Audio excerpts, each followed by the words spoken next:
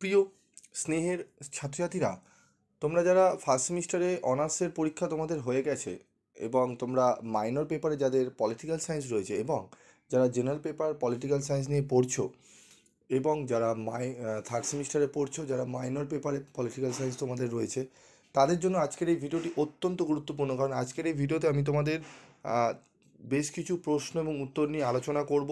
যে প্রশ্নগুলো আসার সম্ভাবনা প্রবল রয়েছে সেই উত্তরগুলো নিয়ে আলোচনা করব এবং তার সাথে আমি তোমাদের স্টাডি মেটেরিয়াল ফ্রি অফ কস্টে দিয়ে দেবো।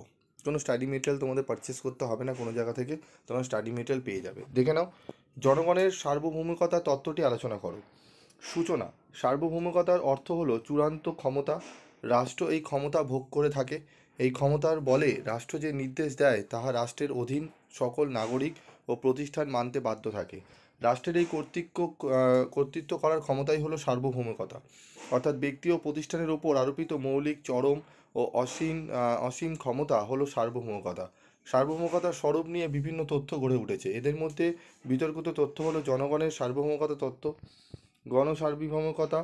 মধ্যযুগে ইউরোপে নবজাগরণের ফলে চার্চের প্রাধান্য কমে গিয়ে রাজার প্রাধান্য প্রতিষ্ঠিত হয়। ধীরে ধীরে রাজা বিপুল ক্ষমতার অধিকারী হওয়ায় স্বৈরাচারী হয়ে ওঠে। এই চরম রাজতন্ত্রের শাসনে জনগণের স্বাধীনতা অধিকার সংকুচিত হয়। ঈশ্বরের প্রতিনিধি হিসাবে নিজেদের ঘোষণা করে রাজশক্তির অত্যাচার চরমে ওঠে।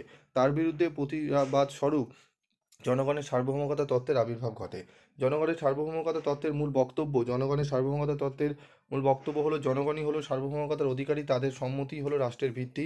জনগণের নির্দেশে রাষ্ট্র ব্যবস্থা পরিচালিত হবে, আইন তৈরি হবে জনগণের নির্দেশে। অর্থাৎ জনগণ হলো রাষ্ট্রের ক্ষমতার শীর্ষে, অন্য কোনো শক্তির অধীনে জনগণ কাজ করবে না। শীর্ষে থেকে জনগণ যা নির্দেশ দেবে তাই সবাইকে মানতে হবে। যদি কেউ সেই নির্দেশ অমান্য করে তাহলে জনগণ তাকে শাস্তি দেওয়ার ব্যবস্থা করবে। এই তত্ত্ব অনুসারে জনগণ যে সার্বভৌমিক শক্তির অধিকারী, সেই শক্তি কোনো ভুল করতে পারে না। তার নির্দেশ ও সিদ্ধান্ত সবসময় সঠিক। কেবল তাহাই নয়, এই ক্ষমতাকে ভাগ করা যায় না, অর্থাৎ কেউ অংশীদার হবার দাবি করতে পারে না।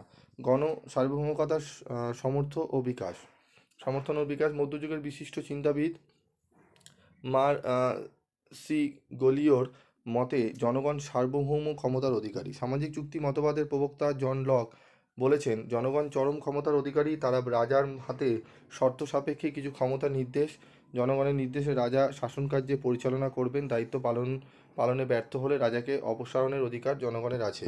ফরাসি দার্শনিক রুশো তার সামাজিক চুক্তি গ্রন্থে বলেছেন, চুক্তির মাধ্যমে জনগণ সব ক্ষমতা কোনো একজন ব্যক্তির হাতে তুলে না দিয়ে সাধারণের ইচ্ছার হাতে তুলে দিয়েছে।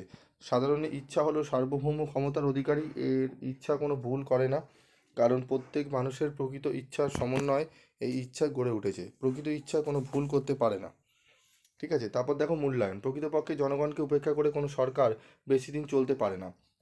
তো তারপর রয়েছে দেখো আরেকটি প্রশ্ন যেটি তোমাদের আসার সম্ভাবনা রয়েছে, সার্বভৌমিকতার একত্ববাদ সম্পর্কে আলোচনা করো। এই প্রশ্নটি ভালো করে পড়বে। ঠিক আছে, এই প্রশ্নের উত্তরটি তোমরা পেয়ে যাবে, আমি দিয়ে দিচ্ছি, আলোচনা করলে ভিডিওটি লং হবে।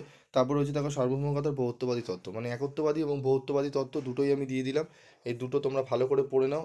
এবং তারপর আরেকটি যে প্রশ্ন প্রথমে আলোচনা করলাম, এই তিনটি প্রশ্ন যদি ভালো করে পড়ে নাও, আশা করি তোমরা এখান থেকে 5 নম্বরের প্রশ্নগুলো কমন পেয়ে যাবে, 10ও পেয়ে যাবে, সরি 15তে। তো তোমরা এগুলো পড়ে নিও। এবং স্টাডি মেটেরিয়াল তোমরা কীভাবে পাবে, তোমাদের এই ভিডিওর কমেন্ট বক্সে একটি লিঙ্ক দেওয়া হবে। সেই লিঙ্কে তোমরা চ্যানেলটি সাবস্ক্রাইব করে ক্লিক করলে তোমরা সরাসরি একটি গ্রুপে জয়েন্ট হয়ে যাবে।